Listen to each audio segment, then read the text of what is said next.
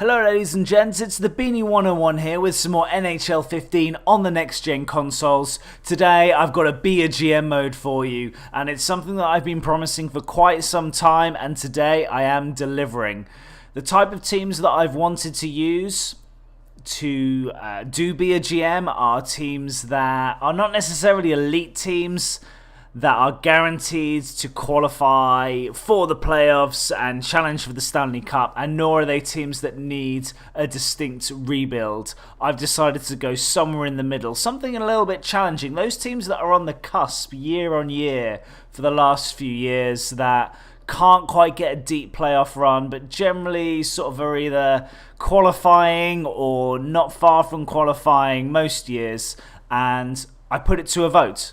What you guys have decided on is that I should take control of the Detroit Redwings. And I like the idea of that. And I like the idea of that for a number of reasons. Firstly, they've got elite talent today. You can see right here, Pavel Datsyuk, Zetterberg, Jimmy Howard.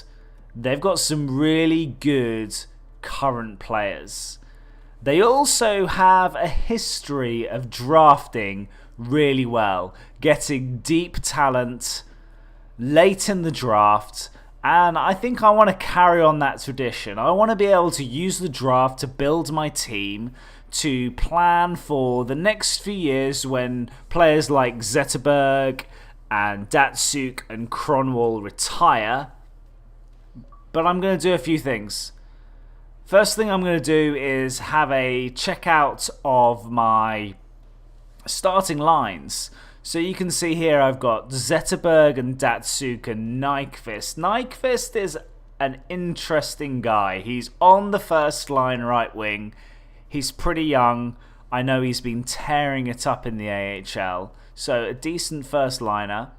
Second line we've got Weiss, Franson and Tatar. Tatar is another younger guy that has decent talent levels and decent potential.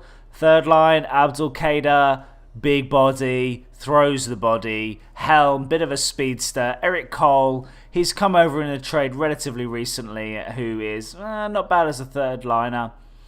I want to take a look at Riley Sheehan. You can see him here. He's a two-way forward. He's 22 years old. He's going to be our fourth line centre. And so the question that I have for you guys, generally speaking, is knowing what you know of NHL 15 and knowing what you know of Ultimate Team, what do you want to see in terms of a line makeup? Here's Thomas Tatar, another young guy, 23 years old. He's got really good skills all around. Not quite elite yet, but he's there or thereabouts. He's not a million miles off. I'm going to show you our other youthful talent. Gustav Nyquist, good puck skills, great puck skills, 5 stars. This is an elite talent in the making. But where do I place these guys on offense? So Nyquist, Tatar, someone like Riley Sheehan. Do I give these rookies decent time in my lineup and start to phase out the older guys sooner rather than later? Now you can see the D and our partnerships there.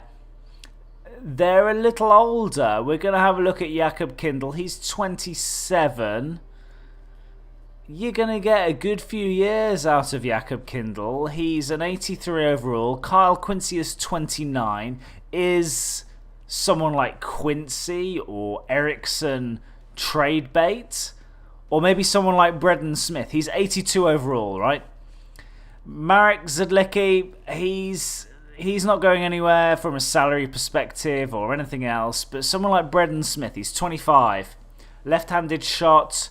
He's got the potential to be a top 4D. Now, in my eyes, if someone's got the potential to be a top 4D, but they're 25 already, you maybe want to consider trading in their potential and seeing if you can get someone else. I don't know.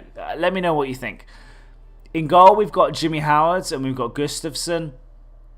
Both more than serviceable. Howard is an 89 overall. I'm not sure if I haven't necessarily seen a load of Detroit, but I'm not sure whether he's maybe a little bit overrated. And we're going to have a look finally at our scratched players. Now here's where we get something a little bit more interesting. Thomas Jurko, he's a scratched player, but he's 21 overall. He's got elite talent. He's the kind of guy at 80 overall that I would consider playing. He's a right winger, so should we play him on the right wing? Is it worthwhile just waiting for injuries to crop up and giving him that game time? Or do we send him down to the AHL and get him some really good game time? I think for someone that's 80 overall, that's probably not the best thing. He's good enough to stay on the NHL team. Danny DeKaiser is another guy, 24 years old. He's on RD. He's 6'3". He's got good size, 190 pounds. Could we have him on our third line D partnership and maybe trade someone like Zidlicki or Brendan Smith, who is currently residing on our third line? I don't know. The choices. So that's our current lineup. Next up is having a look at our contract situation. And more importantly, having a look to see who else is in the system and the youth players, the players that Detroit have drafted over recent years, and having a view on what we want to do with them. Are there any guys that we want to trade? Are there guys that have decent trade value that we can get some decent acquisitions? So we're going to have a look at the UFAs and our RFAs. Jurko, Nyquist, Brendan Smith, all young players, all guys that are on decent salaries right now, but can contribute to our starting lineup. So I think these are guys that probably we want to keep around. Darren Helm, he's got good speed. Is that all that we care about as a third line center, or do we want to trade his value away for somebody else? I don't know. So looking at our overalls, we've got Pavel Datsyuk as a franchise player. We've got some elite players in here as Zetterberg, Cronwall.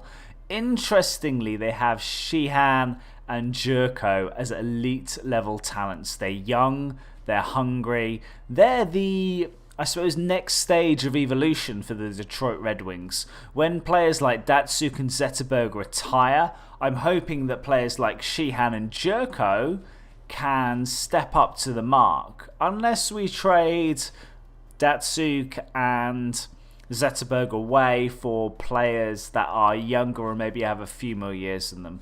I know Detroit fans are probably going to be up in arms and saying, you can't trade Zetterberg, you can't trade Datsyuk. You know what? If we can get enough value for them, I maybe think we can. At least one of the two. I know that Zetterberg and Datsyuk are really the identity of the Detroit Red Wings. I don't know. We're going to look at the youth now. So we've got how do you pronounce this? Athanasu. Great skating. A little bit short on the hockey IQ side of things.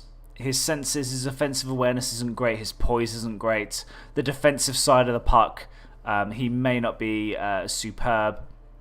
But looking at some of the other prospects that we have, we've got Anthony Mantha. Here we go, a 20-year-old that has really good size, 6'3", 178 pounds, could maybe do with putting on a little bit of weight, but you look at his physical skills and already he's got strength and checking ability, which was someone who is big, but not necessarily heavy. Having good physical skills straight away is good. So Mantha is someone that I find very, very interesting. Xavier Oulet, a two-way D-man. I know he's very highly thought of with fans of the Detroit Red Wings. Is he someone that could break our starting lineup at 76 overall? He may have to stay in the AHL for another year or two. Teemu Pulkkinen, he's someone that's a little bit older that may have a little bit of potential. He's got the potential to be a top 9 forward. Maybe he's someone that we can trade. He's maybe a little bit old at 22 years old to be able to make use of at right wing. We're probably going to be able to pick up enough right wingers. I don't know. And then Ryan Sproul. I know this guy from previous versions of NHL. I've liked this guy. I know that he's been on Canada's junior hockey team, and he's very well thought of. He's only 73 overall, and I know he's 21 years old, but I've kind of got a little bit of a soft spot for Ryan Sproul. And I want to see what sort of things that we can make of him. Now, Axel Holmstrom, he's 18 years old. He's got a lot of work ahead of him. 68 overall. It's going to be a good few years before we see the likes of him. And Martin Ferk. This is a guy that was drafted a good couple of years ago, and he's still only 66 overall. Is he going to be able to put it together? I don't think he's going to be able to have a tremendous amount of trade value. And then we're really scraping the barrel in terms of talent. We've got some older guys, and we've got Mark McNulty, 19 years old, potential for a top 4 AHLD, so he might not be somebody that can fill our team, but he is 6'5". He's a fucking monster of a man. Oh, Turgeon. Now, Turgeon and Bertuzzi, really? Okay, let's look at these guys in turn. Nastuziak, 19 years old, 64 overall. He's got a good couple of years before he can develop into someone that we can take a view on. No need to worry about him yet. Turgeon, Dominic Turgeon, 18 years old, someone that was picked up in the 2014 draft in the 3rd round. Again, a lot of work, but someone that's probably worth keeping around. And then we get into the guys that are in the low 60s. I'm not going to play too much attention to these guys. We're going to flip across to our goalies. And this is where things get interesting. Peter Mrazek. We know in real life that this guy has the potential to be a decent NHL goaltender. He has what looks like the skills at this moment in time. He's 82 overall, and he's only 22 years old. I mean, you can pick a goaltender that's 82 overall and 22 years old. You can keep this guy in your team for 10 years, and he's going to be more than serviceable for you. We also have a guy called Jake Patterson, has the potential to be an NHL start. He's 20 years old already, but maybe this is the guy that we want to lead our AHL team for the next year or two and see how he develops. One of the things that I'm conscious of in NHL 15, very similar to how I'm looking at previous versions of the NHL game, how do players develop? Are there any players that I should be keeping a lookout for on Detroit that are going to absolutely explode in a year or so's time and really give me a huge amount of benefit? Is there anybody that I want to trade? So next up, I'm going to take a look at my trade block and what sort of players that I feel hold a decent level of value that I might be able to get something back for. So nothing surprising here. You've got Datsuk and Zetterberg and Cronwall as the highest trade value of anyone that I have. Interestingly enough, Anthony Mantha is next. You've got players like Tatar, Ulay. An interesting one is Weiss. He's 31 years old and still manages to hold on to a decent level of value. Now, he's only 84 overall. He's currently playing as our second line centre. So could we take a hit in the next year or so and trade someone like Stephen Weiss for maybe a younger talent? 31's pretty old. Maybe we can get someone younger in. And maybe we put someone like Riley Sheehan as our second line forward. He has the potential to be an elite player. He's 82 overall already. So do we move Sheehan up to the second line and maybe trade someone like Weiss to give him some wing support? I don't know. Darren Helm, another guy, 85 overall. Is it worthwhile putting him on the second line? I know his role says third line scoring centre, so third line is probably where he's needed. But there's a few questions. Players like Weiss, Maybe Smith. What about Smith? 25 years old. He's not necessarily got any huge weaknesses, but nor does he have any huge strengths. And for a guy that is potentially a top 4 D-man, is 82 overall at 25 years old good enough? I'm tempted to say that I might want to trade players like Smith and players like Weiss. So let's have a look at our trade block and who we have up there at the moment. Callahan, 73 overall, and draft picks. I want to keep all my draft picks. We need to tweak. We don't need to completely rebuild. But I think someone like Weiss could net us a player that's pretty good when we know that we have maybe a centre or two that can fill the void that Weiss creates.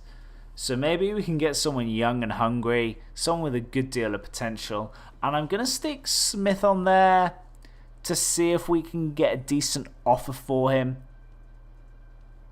I'm not sure at this stage if I want to trade him, but we'll see if there's any offers out there. Callahan, 23 years old, 73 overall. Typical example of a player that, you know what, might be a decent hockey player, but he's never going to make our team. He's never going to make our team. He's got bottom 6 forwards, potential medium. No. Quite happy to have him on the trade block. But what I also want to have a look at is what sort of things we have, or we're telling other teams we have a surplus of, and so that we're willing to give away. So I don't want to give away my first round or second round pick. There can be some very good players that you pick up, certainly in the first round, not so much in the second round. But with me being Detroit and me having a history of doing well with draft picks and performing well in the draft, I don't want to unnecessarily give away any picks. I think we might be okay with our trade block. What do we want? I think this is not too shabby. I'm not averse to taking a first round, second round, third round pick. I'm going to take third round off. Let's just keep it to first and second. Now, is there any way that we can filter some of the players that we need? Top 4 D-man, I think, is a useful type of player to have, especially if we're considering trading Brendan Smith. Second line forward, again, I agree with the CPU assessment that, yep, we could probably do with a second line forward. And then they say a top 6 D-man. Nah. I can completely understand why we need to strengthen our defense. I don't think the type of players that we have in there right now are necessarily strong enough for a deep playoff run. Nor do they necessarily have the size or anything like that. So, other than Cromwell, of course, he's a monster. But everyone else, they're kind of pretty average D-men. So next up, we are going to take a look at the prospects. Who is coming up in the draft? Who do I want to scout?